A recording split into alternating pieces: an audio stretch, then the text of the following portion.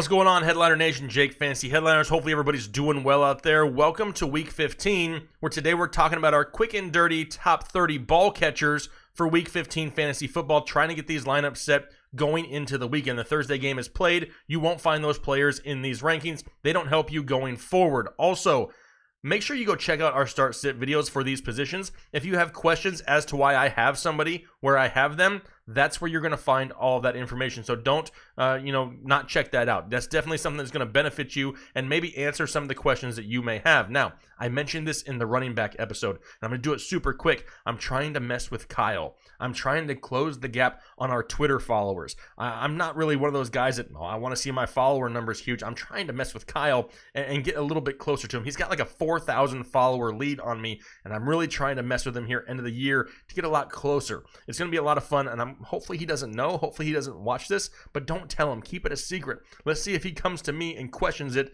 not knowing how it happened. It's going to be a lot of fun. Looking forward to that. But now let's talk about our top 30 wide receivers for Week 15. All right, number one, here we go. Top 30 wide receivers. This better not be a surprise at all. It's Michael Thomas. Matchup be damned. He's going to be one of the best wide receivers on a weekly basis, and the volume through the roof. Michael Thomas, number one. Number two this week, DeAndre Hopkins, Houston Texans, going up against the Tennessee Titans in a division battle here, for first place. There's a lot on the line. I expect DeAndre Hopkins to bring his A game in a matchup against Tennessee in which he could exploit this secondary. Got him right now, wide receiver 2.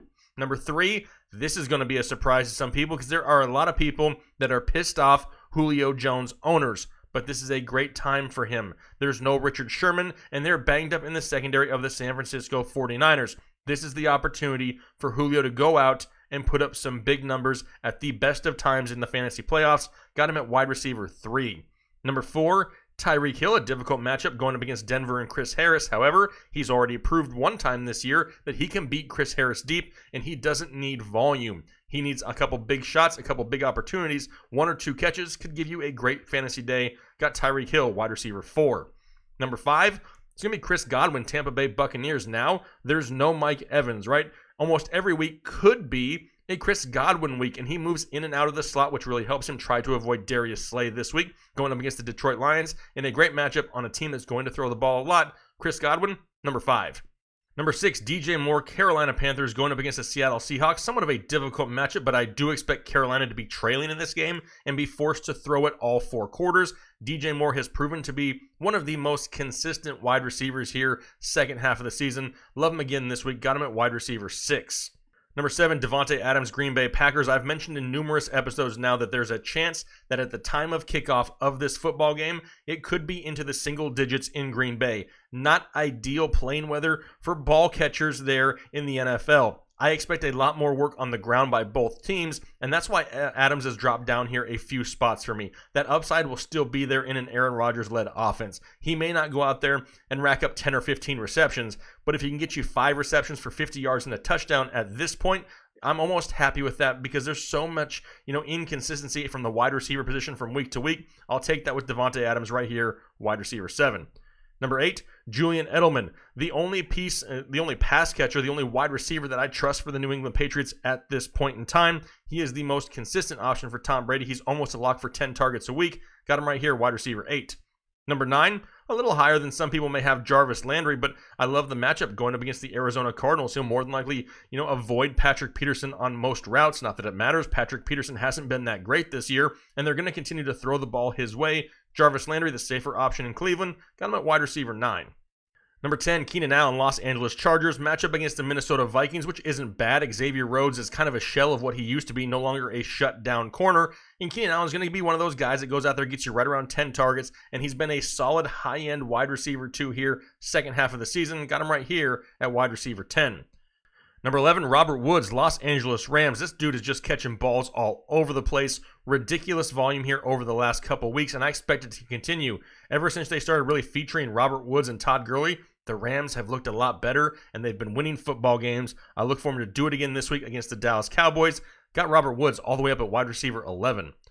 Number 12, Kenny Golladay, Detroit Lions. Great matchup going up against the worst secondary in football, the Tampa Bay Buccaneers. And now Marvin Jones has been placed on IR, so that could give him a slight target bump. He's still dealing with David Blau at quarterback. However, the upside, the touchdown upside, will be there on a weekly basis in a great matchup. Got Kenny Galladay, number 12. Number 13, Allen Robinson. He'll be involved in that same game as Davante Adams. The only reason that he's not a little bit lower is with Mitch Trubisky starting to scramble out of the pocket, it's keeping the defense, in. It's forcing them to pay attention to Mitch Trubisky a little bit more, causing more one-on-one coverage on the outside. And this is one of those games where I could see Allen Robinson rack up a few receptions, maybe not huge yardage, but if you're in PPR leagues like these standings are, he could really be a solid wide receiver 2 here week 15. Got him right here at wide receiver 13.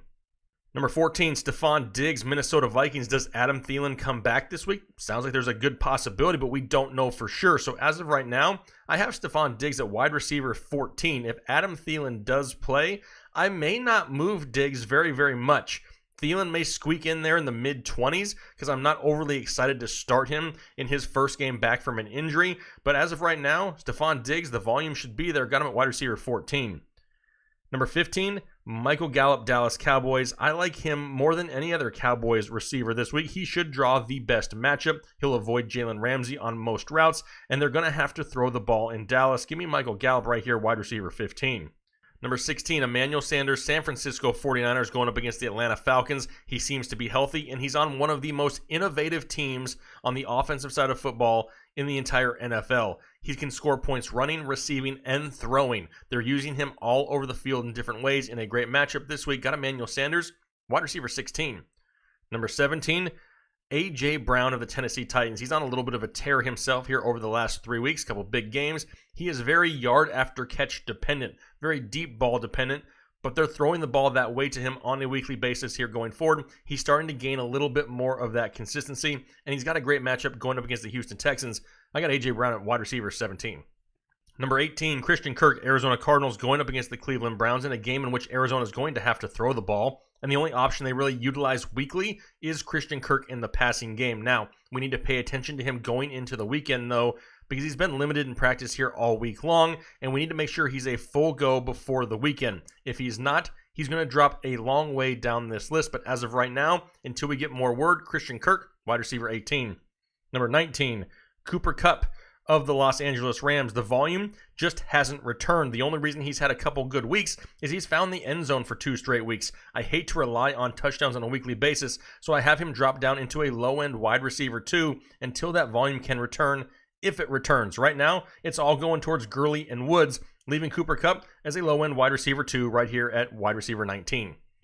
Number 20 is where a lot of people out there get butthurt, especially all the Cowboys fans. I have Amari Cooper at number 20. More than likely, he'll see coverage from Jalen Ramsey majority of the game. Now, that does not mean that he'll get shut down completely, but it may really limit his ceiling. And I do like, Ezekiel Elliott a lot this week, and I think Michael Gallup has a sneaky good week, dropping the ceiling of Amari Cooper. Got him at wide receiver 20.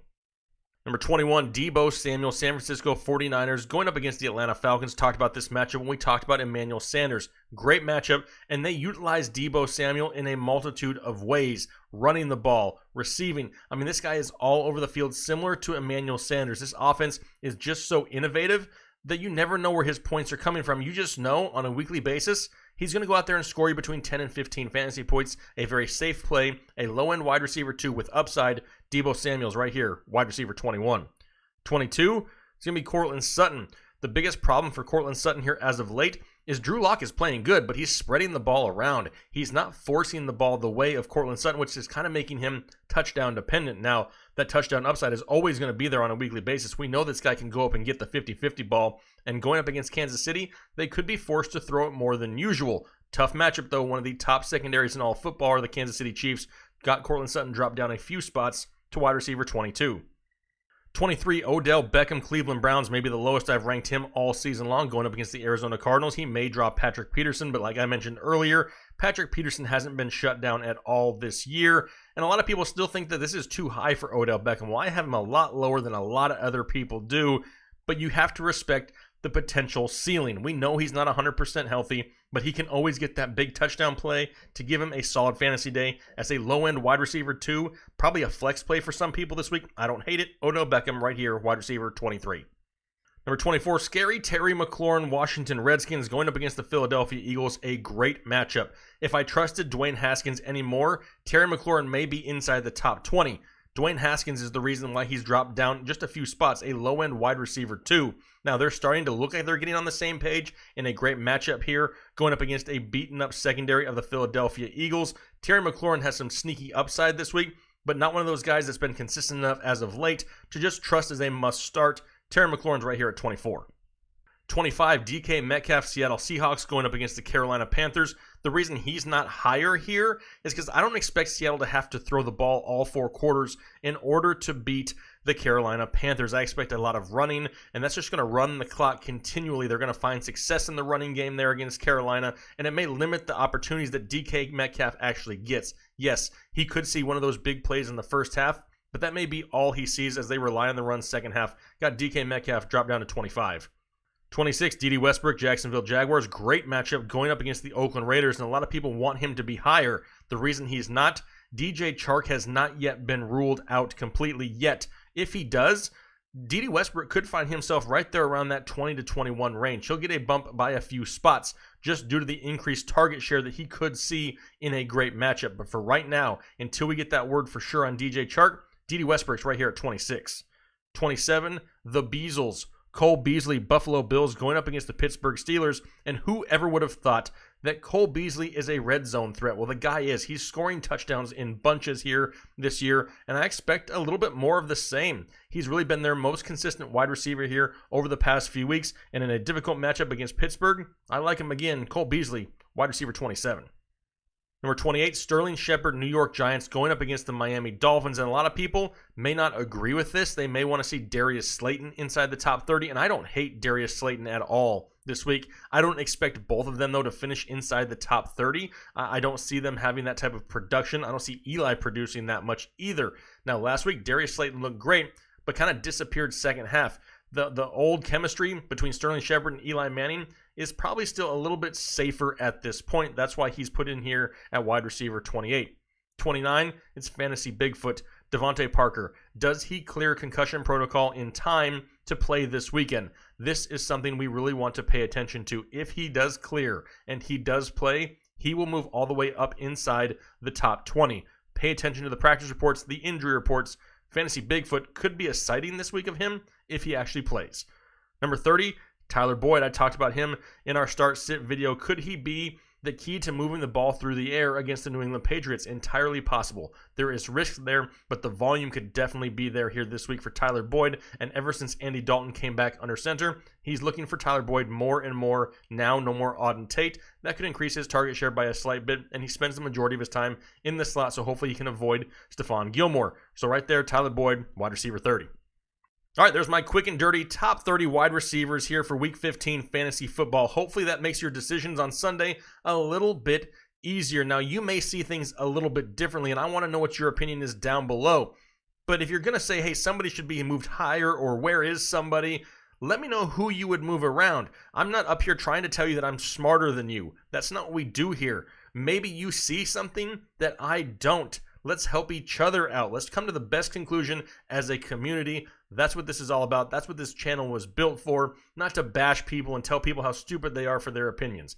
That's not how this works. We're trying to help everybody that we can. It's not like you guys are all in the same league together. So let's try to help each other out. Hopefully you guys had a great week this week. Good luck this weekend in the fantasy playoffs or getting into the playoffs, whatever your league is in here at this time. We greatly appreciate your support. We'll talk to you later.